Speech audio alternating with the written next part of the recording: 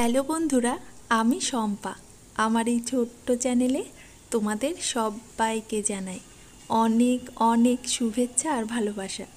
এতদিন ধরে তোমাদের শুধু রিতবাবু যে ঘরগুলো অগোছালো করে আর একদমই কাজগুলো গুছিয়ে রাখতে দেয় না, সেটাই দেখিয়েছি। আজ কিন্তু একদম অন্য জিনিস দেখাবো। আমাদের রিতবাবু কত কাজ শিখে গেছে, কত সাহায্য করে আমাকে, তোমাদের সেটাই দেখাবো।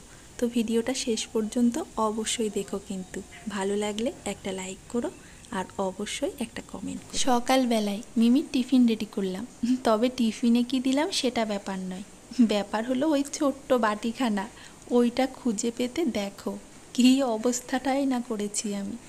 আসলে এত ছোট্ট না, কোথাও খুঁজে পাচ্ছিলাম না জানো। আর মিমির না আলু ভাজাতে মন আটকে গেছে। টিফিনে আলু ভাজা আর রুটি ছাড়া ওর কিচ্ছু ভালো লাগছে না। দেখি কতদিন এই আলু ভাজাতেই মন আটকে থাকে, ততদিন শুধু এটাই দিয়ে যেতে হবে আর কি। এবার মিমিকে স্কুলে দিয়ে এসে তারপর ওইগুলো সব গোছাবো। কিচ্ছু গোছায়নি, সব ওইভাবেই পড়ে আছে। আর এই দেখো, মিমি সেই চান করে স্কুলে গেছে তো গামছাটা সেই খাটের কোণায় রেখে চলে গেছে। এই অভ্যাস আর পাল্টানোর নয় জানো তো। চলো এবার কাজগুলো একটু গুছিয়ে নিই, চারিদিক একদমই অগোছালো হয়ে আছে। আর এই দেখো জামা কাপড়গুলো সেই কেচেছিলাম আমার সকালে চানের আগে, তবে এখনও রোদে দেওয়া হয়নি। তাই ভাবলাম আগে এই কাজগুলো গুছিয়ে নিয়ে তারপর রিতকে ঘুম পাড়াবো। রোদে ছড়ালে আমি বটে, তবে বেশি সময় না একদমই রাখতে পারিনি জানো তো। কি ঝমঝম করে বৃষ্টি নেমে এলো যে, ওই জন্য আবার একটু পরেই উঠিয়ে নিতে হয়েছিল। আর দেখলে রিতবাবু আমাকে কিভাবে সাহায্য করছে, কাপড়গুলো একদম আমার হাতে তুলে দিচ্ছে যাতে আমি ঠিকভাবে রোদে দিতে পারি। তারপরে এই যে এলাম এখন সেই কৌটোগুলো গোছাতে। বাপরে বাপ, ওই একখানা ছোট্ট কৌটোর জন্য কি অবস্থাটাই না করেছি আমি। আর দেখবে তাড়াহুড়োতে না কোনো কাজই ঠিকভাবে হয় না, এতই মানে তাড়াহুড়ো করছিলাম, ওই জন্যই আরও খুঁজে পাচ্ছিলাম না। যাই হোক, এখন একটু গুছিয়ে নিলাম। আর দেখো রিদ আমাকে কীভাবে সাহায্য করছে। ওই টিফিন কৌটোখানা দিল, অথচ ঢাকনাটা দেয়নি, সেটাই ওর কাছে আমি চাইছিলাম। সুন্দরভাবে ওটাও এগিয়ে দিল। চলো আমি আর রিদ মিলে অনেকটা কাজই গুছিয়ে নিলাম। এবার রিদকে না একটু খাইয়ে ঘুম পাড়িয়ে দেব। রিদকে ঘুম পাড়িয়ে দিতেই বাড়ির ওপরে দেখি সবজি দাদা এসে ডাকাডাকি করছিল।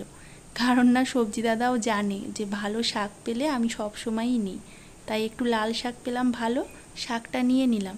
আর এই দেখো ওইটুকু শাক হয়েছে, আর এই দেখো এতটা বাদ।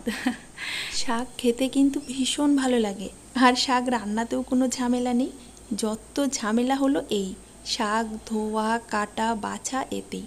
আর আমি না রান্নাটা শুরুই করে দিয়েছিলাম, কারণ এই শাক ধুতে বাছতে অনেকটা সময় লেগে যাবে।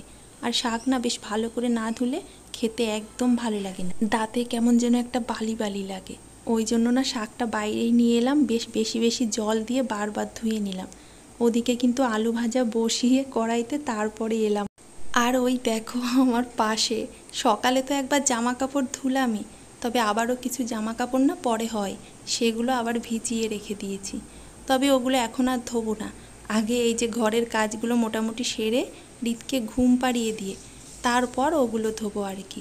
এমনিতে কিন্তু রিতবাবুকে নিয়ে আমার কাজ করতে তেমন অসুবিধা হয়, অভ্যাস হয়ে গেছে। এখানে আমার মাছের ঝোলটাও রেডি হয়ে গেল। আর দেখলে 2 ধরনের মাছ আমি একসাথে রান্না করলাম। আজ না মাছও পরিমাণে একটু কম ছিল, সবার ঠিকভাবে না হতো না, ওই জন্য বাড়ির ওপর থেকে 2টোই মাছ নিলাম। কাল আবার একাদশী, বেশি মাছ নিলে আবার ফ্রিজেই রেখে দিতে হবে, ওই জন্য বেশি মাছ নিইনি। রান্না শেষ হওয়ার আগেই কিন্তু রিত ঘুম থেকে উঠেও পড়েছে, আর আমার পেছনে ওই জলের বোতলগুলো নিয়ে খেলা করছিল। চুপই ছিল, তাই আমি ভাবলাম চুপ যখন আছে এই যে এই কাজগুলো একটু গুছিয়ে। রান্না করতে আর কতটুকু সময় লাগে, যত সময় তো এই যে রান্নার পরে গোছানো, আবার রান্নার আগে সব কিছু গোছানো। এইগুলো যদি না থাকতো না, তাহলে কিন্তু রান্না খাওয়া কোনো ঝামেলারই ব্যাপার ছিল না, একদম ঝটপট হয়ে যেত। চলো এবার রিতবাবুকে একটুখানি চান করাবো। এই যে চলো বাবা, চলো চান করতে হবে তো। বাবা বাবা সব গুছিয়ে রাখো বাবা, পেছনে ওই যে বোতলগুলো দাও। দাও বাবা, হ্যাঁ দাও, ভেরি গুড। আর একটাও আছে বাবা, হ্যাঁ ওইটাও দাও। দাও। আমরা যে কি বলার চেষ্টা করছি সেটা কিন্তু রিতবাবু দিব্যি বুঝতে পারে। আর জানো তো, রীতিমতো নিজেও না বলার ভীষণভাবে চেষ্টা করে, কতভাবে যে কথা বলার চেষ্টা করে, কিন্তু কিচ্ছু করার নেই। ও বেচারাও বড় নিরুপায়, আওয়াজ আর মুখ থেকে সেইভাবে বেরই হচ্ছে না। হবে হবে, এখনও অনেক সময় বাকি। একটু হৃদের না নখটাও কাটতে হতো, বেশ বড় হয়ে গেছিল, তাই নখটাও একটু কেটে নিলাম।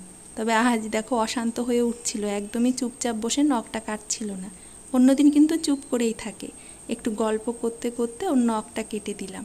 আবার ওই যে সামনে ফোনটা রয়েছে, যে নজর তো সেইখানেও আছে না, ওই জন্য বেশি অস্থির হয়ে উঠছে আর কি।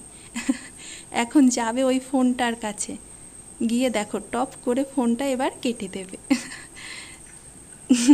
যা যাক, রিতকে ঘুম পাড়িয়ে এলাম। এই দেখো বাইরে আবার কেমন রোদ উঠেছে দেখেছো? আবার কিন্তু দেখো একটু আগেই কি বৃষ্টি। জামা কাপড়গুলো ধুয়ে নিলাম, তবে আর এখন বাইরে একদমই দেব না, আবার দেবো একটু পরে, আবার উঠিয়ে নিতে হবে। এই দেখো সকালেরগুলো, আবার এই যে এক্ষুনি এতগুলো আনলাম। চলো এগুলো ঘরে বাইরেই একটু ছড়িয়ে রাখি। আজ ভিডিওটা এখানেই শেষ করলাম। কাল আবারও ফিরে আসবো আরও একটা নতুন ভিডিও নিয়ে। সবাই ভালো থেকো, আর অবশ্যই অনেক অনেক আনন্দে থেকো। টাটা।